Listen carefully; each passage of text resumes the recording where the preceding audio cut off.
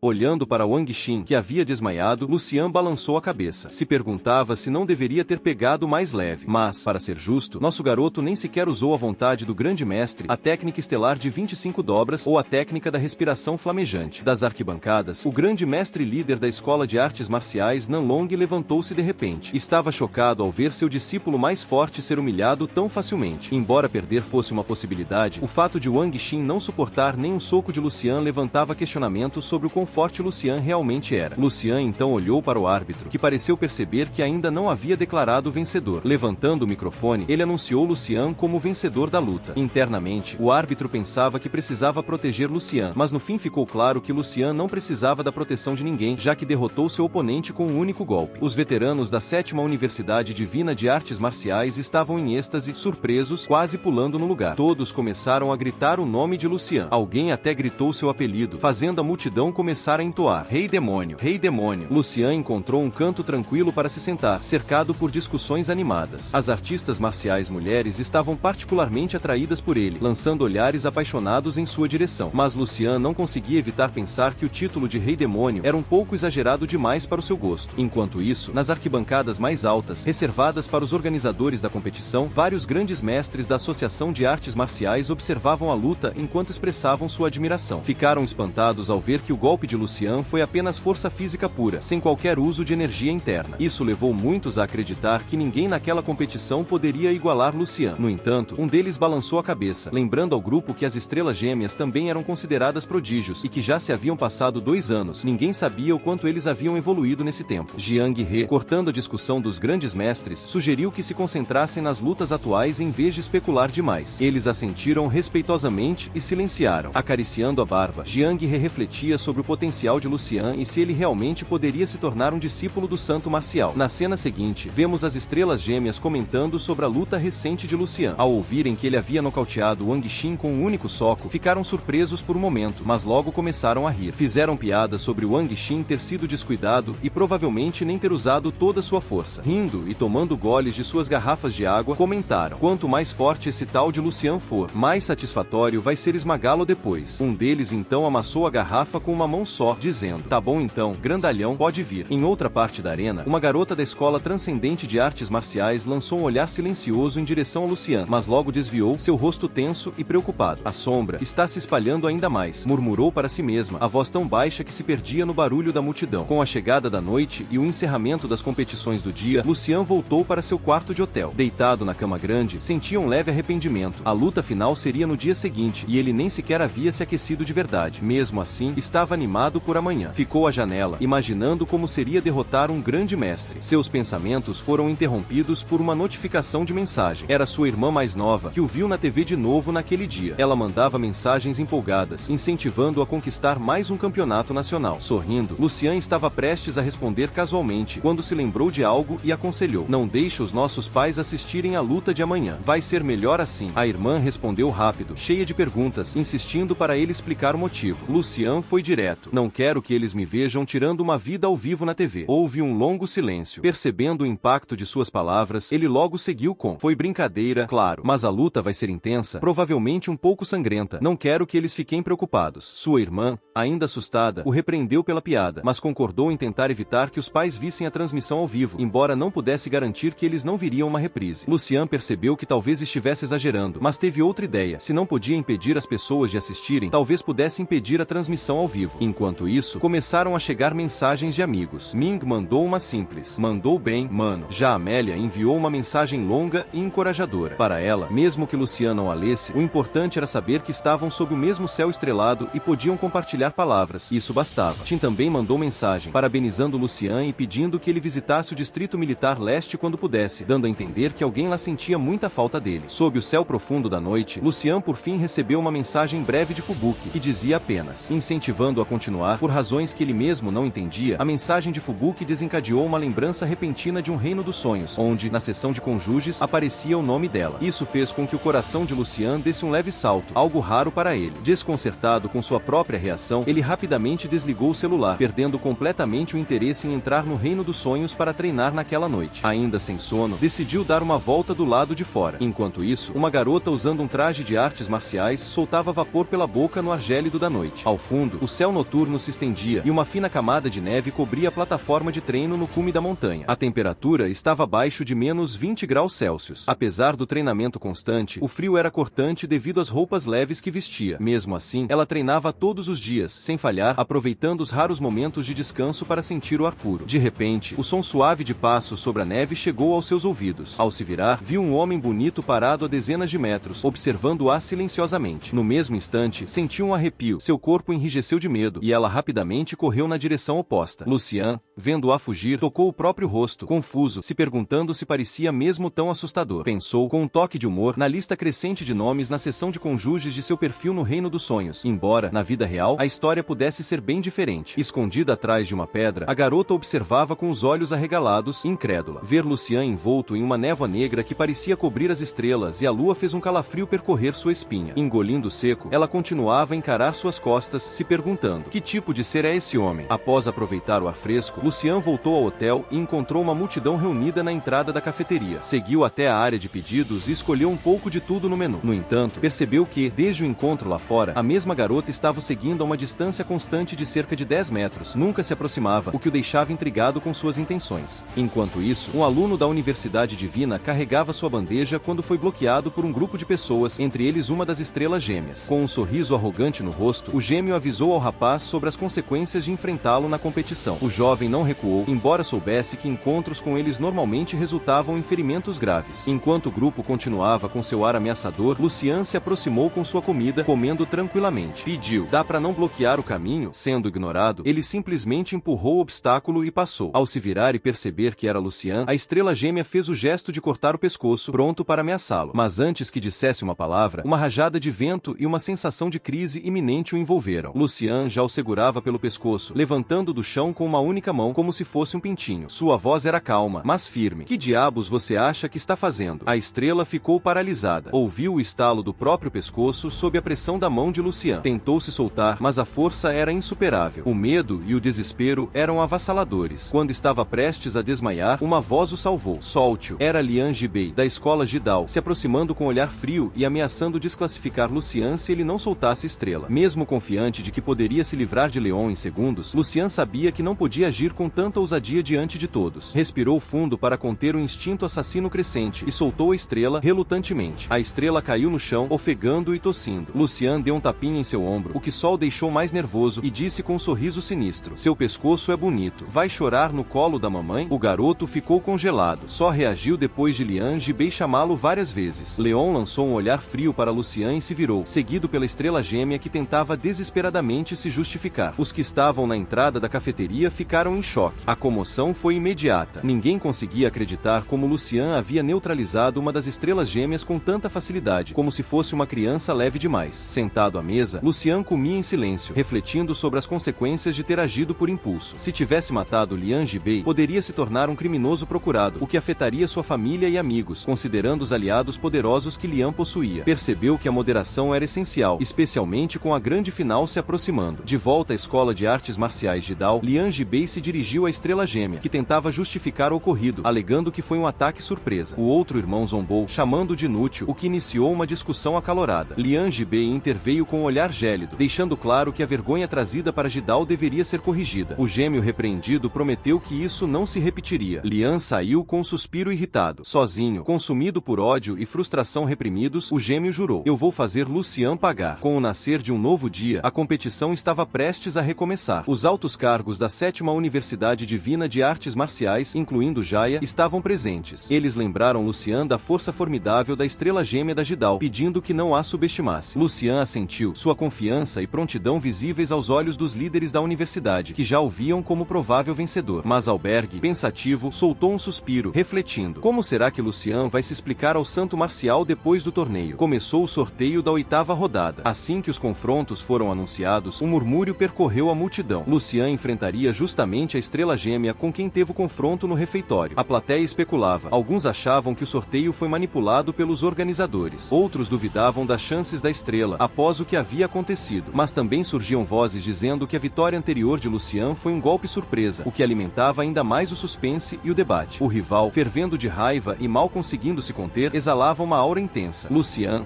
divertido, repetiu lentamente o gesto de cortar o pescoço, só para provocá-lo ainda ainda mais. Ao descerem do palco após o sorteio, foi anunciado o primeiro combate do dia, B da Universidade Divina contra outra estrela gêmea. O grande mestre da equipe aconselhou: lute sem se preocupar com o resultado, dê tudo de si. B assentiu, ainda visivelmente nervoso, mas um pouco mais confiante ao ver Lucian por perto. Depois de enfrentar Lucian, nada mais parecia assustador. Lucian passou por ele e disse com simplicidade: apenas dê o seu melhor. B sorriu, aliviado, mas logo foi pego de surpresa pela frase seguinte de Lucian: e se morrer, não se preocupe, eu vou vingar você.